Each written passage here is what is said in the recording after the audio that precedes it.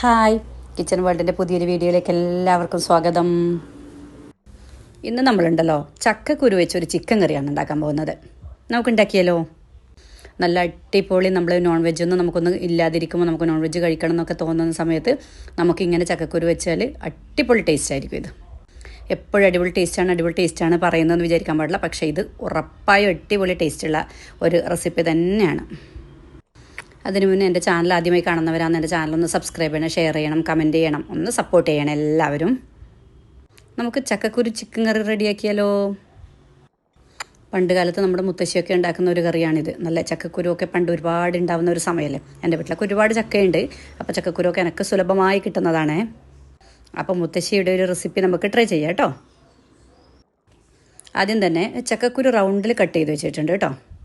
ഇത് നന്നായിട്ട് തൊലിയൊക്കെ കളഞ്ഞ് റൗണ്ടിൽ കട്ട് ചെയ്ത് വെച്ചിട്ടുണ്ട്. ഞാൻ അത് കുക്കറിലോട്ട് ഇട്ട് കൊടുക്കുവാണ് കേട്ടോ. ചക്കക്കുരുവിന് ഇച്ചിരി വേവ് കൂടുതലായതുകൊണ്ട് നമുക്കിത് കുക്കറിൽ വേവിക്കാം കേട്ടോ. ആദ്യം ചക്കക്കുരു വേവാൻ ആവശ്യമായ വെള്ളം ഒഴിച്ച് കൊടുക്കുക. ഒരു ഗ്ലാസ് വെള്ളം ഒഴിച്ച് കൊടുക്കുക. പിന്നെ 1/4 സ്പൂൺ മഞ്ഞൾപ്പൊടി ഇട്ട് കൊടുക്കുക. പിന്നെ 1 സ്പൂൺ ഉപ്പും കൂടി ചേർത്ത് കൊടുക്കുക കേട്ടോ. നമുക്ക് ഇത്ര മാത്രമേ ഇപ്പം ചക്കക്കുരുവിന് ആവശ്യമുള്ളൂ. ഇതിൻ്റെ അടപ്പൊക്കെ അടച്ചിട്ട് നമുക്കിത് സ്റ്റൗവിൽ വെച്ച് വേവിക്കാം. 3 വിസിൽ വരുമ്പോൾ നമുക്ക് ഓഫ് ചെയ്യാം കേട്ടോ. പിന്നെ ഞാൻ എടുത്തിട്ടുള്ള ഇൻഗ്രീഡിയൻസ് എന്താണെന്ന് വെച്ചാൽ ഒരു പച്ചമുളക് നടുകെ കട്ട് ചെയ്തത്, കുറച്ച് കറിവേപ്പില, ഒരു 6 അല്ലി വെളുത്തുള്ളി ചതച്ച് വെച്ചതാണ് കേട്ടോ. പിന്നെ ഗ്രാമ്പും കറുവപ്പട്ടയും പിന്നെ ഒരു പട്ട ലീഫും എടുത്തിട്ടുണ്ട് കേട്ടോ. പിന്നെ ഒരു വലിയ സവാള അരിഞ്ഞ് വെച്ചിട്ടുണ്ട്. പിന്നെ 2 ചെറിയ തക്കാളി എടുത്തിട്ടുണ്ട് കേട്ടോ. ഞാനിത് ഒരുപാട് ചോപ്പ് ചെയ്തതല്ല, കുറച്ച് വലുതായി കട്ട് ചെയ്തതാണ് കേട്ടോ. പിന്നെ ഒരു കടായി ചൂടായ ശേഷം അതിലോട്ട് 2 സ്പൂൺ വെളിച്ചെണ്ണ ഒഴിച്ച് കൊടുക്കുക. പിന്നെ അതിലോട്ട് 1 സ്പൂൺ കടുക് ചേർത്ത് കൊടുക്കുക. പിന്നെ ഒരു 1/2 സ്പൂൺ ജീരകം ചേർത്ത് കൊടുക്കുന്നുണ്ട് കേട്ടോ.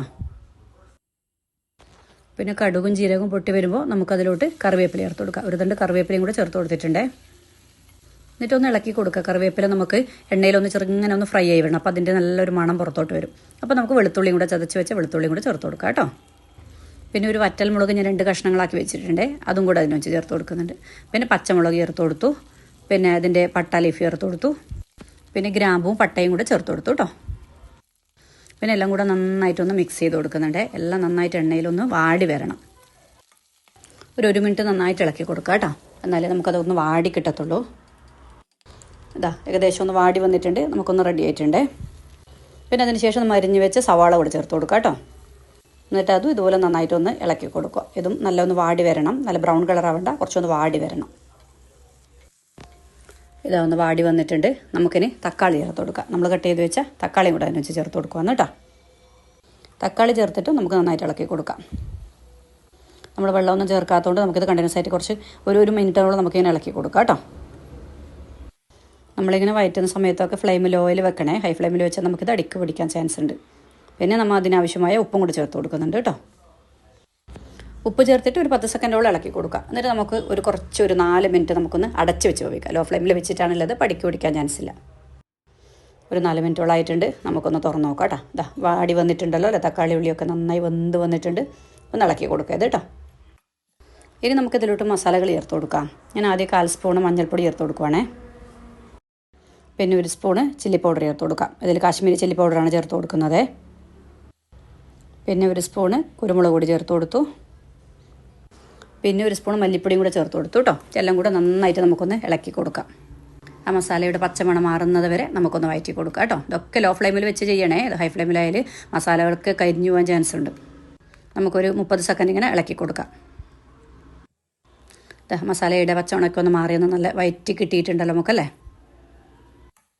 ഇനി നമുക്ക് അതിലോട്ട് വെള്ളം ഒഴിച്ച് കൊടുക്കാം. ഞാൻ ആദ്യം 1 ഗ്ലാസ് വെള്ളമാണ് ഒഴിച്ച് കൊടുക്കുന്നത്. പിന്നെ ആവശ്യം പോലെ നമുക്ക് ചേർക്കാം കേട്ടോ. വെള്ളം ഒഴിച്ചിട്ട് നമുക്ക് നന്നായിട്ട് ഇളക്കി കൊടുക്കാം. ആ സമയത്ത് കുറച്ച് നമുക്ക് ഫ്ലെയിം ഹൈയിൽ വെക്കാം കേട്ടോ. ഹൈ ഫ്ലെയിമിൽ വെക്കാം. വെള്ളമൊക്കെ ഒന്ന് തിളച്ച് തന്നെ വരണം. അതുകൊണ്ട് ഹൈ ഫ്ലെയിമിൽ വെച്ചിട്ട് ഒരു 2 മിനിറ്റ് ഒന്ന് അടച്ച് വേവിക്കുകയായിരുന്നു കേട്ടോ. ഈ സമയത്ത് നമ്മുടെ ചക്കക്കുരു റെഡി ആയിട്ടുണ്ട്. നമ്മൾ ഗ്യാസിൽ 3 പ്രാവശ്യം വിസിൽ വന്നിട്ട് നമ്മളത് ഓഫാക്കിയിട്ടുണ്ടായിരുന്നു. അതാ വെന്ത് വന്നിട്ടുണ്ട്. നമുക്ക് നോക്കാമല്ലോ. ഇതാ മനസ്സിലാവുന്നില്ലേ? നല്ല വെന്ത് വന്നിട്ടുണ്ട്. ഇനി ചക്കക്കുരു കൂടെ നമുക്ക് അതിൻ്റെ ഒന്ന് ചേർത്ത് കൊടുക്കാം കേട്ടോ. നമുക്കിതാ നമ്മളെ ഉള്ളി തക്കാളിയൊക്കെ നല്ല സെറ്റായി വന്നിട്ടുണ്ട്. മസാലയൊക്കെ പിടിച്ചിട്ടുണ്ട്. നമുക്കിതിനെ വെള്ളത്തോട് തന്നെ നമുക്ക് ആ ചക്കക്കുരു അതിലോട്ട് ഇടാം കേട്ടോ. ആ ചക്കക്കുരു വേവിച്ച് വെള്ളം കളയാൻ പാടില്ല. ആ വെള്ളത്തോട് തന്നെ നമ്മൾ ചക്കക്കുരു അതിലോട്ട് ചേർത്ത് കൊടുക്കുക ചെയ്യുന്നത്. എന്നിട്ട് നന്നായിട്ടൊന്ന് ഇളക്കുക. ചക്കക്കുരു ഒക്കെ വെന്തതാണ്, ഉള്ളി തക്കാളിയൊക്കെ വെന്ത് തന്നെയാണ്. പക്ഷെ അതിലൊന്ന് മിക്സ് ആവാൻ വേണ്ടിയിട്ട് നമുക്ക് ഇളക്കി കൊടുത്തിട്ട് ഒരു 2 മിനിറ്റ് ഒന്ന് അടച്ച് വേവിക്കാം കേട്ടോ. ഇതൊന്ന് തിളച്ച് വന്നിട്ടുണ്ട്. ഇതിപ്പോൾ എല്ലാം ഒന്ന് സെറ്റായിട്ട് നല്ല അരവൊക്കെ അതിന് പിടിച്ചിട്ട് ചക്കക്കുരുവൊക്കെ ഇത് റെഡിയായി വന്നിട്ടുണ്ട്.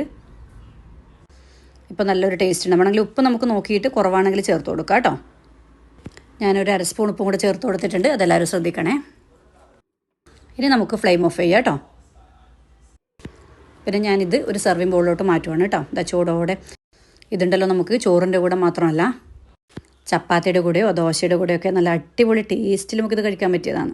ഇത് ചൂടോടെ ഒന്ന് കഴിക്കണം. എൻ്റെ അമ്മ അടിപൊളി ടേസ്റ്റാണ്. ഇത് പറയുന്നതല്ല, പക്ഷെ എല്ലാവരും ഒന്ന് ഉണ്ടാക്കി നോക്കിയത് മനസ്സിലാവുന്ന ഒന്നാണേ. അപ്പോൾ എങ്ങനെ എല്ലാവരും ഉണ്ടാക്കില്ലേ? അതുപോലെ തന്നെ എൻ്റെ വീഡിയോസൊക്കെ ഇഷ്ടപ്പെടുന്നുണ്ടെങ്കിൽ എല്ലാവരും ഒന്ന് ചാനൽ സബ്സ്ക്രൈബ് ചെയ്യണം, ഷെയർ ചെയ്യണം, കമൻറ്റ് ചെയ്യണം, ഒന്ന് സപ്പോർട്ട് ചെയ്യണം. ഒരുപാട് പ്രതീക്ഷയിൽ, ഒരുപാട് താല്പര്യത്തിൽ, ഒരുപാട് ആഗ്രഹത്തിൽ തുടങ്ങിയ ഒരു ചാനലാണ്.